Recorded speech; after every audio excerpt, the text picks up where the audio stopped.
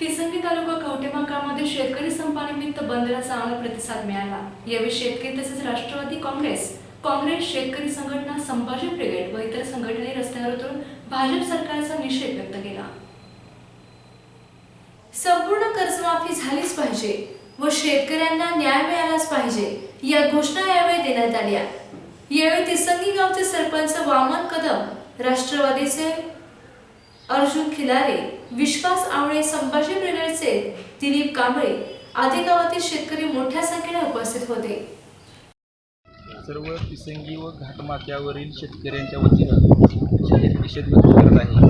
भाजप सरकार गेले 3 वर्ष थापा मारून गंडवण्याचा धंदा करत आहे हे आता शेतकऱ्यांच्या लक्षात आले। त्यामुळे इथून पुढं या सरकारच्या कुठल्याही धोरणाला शेतकरी बळी पडणार नाही। ही कर्जमाफी दिलेली आहे ही अगदी अत्यंत चुकीची आणि फसवी आहे। तर संपूर्ण कर्जमाफी व्हावी यासाठी या भागातील सर्व शेतकऱ्यांनी उत्स्फूर्तपणे बंद पाळलेला आहे।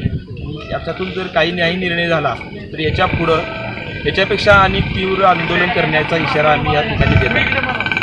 सनी लोंढे, सरस्टा न्यूज, कवठेमहांकाळ।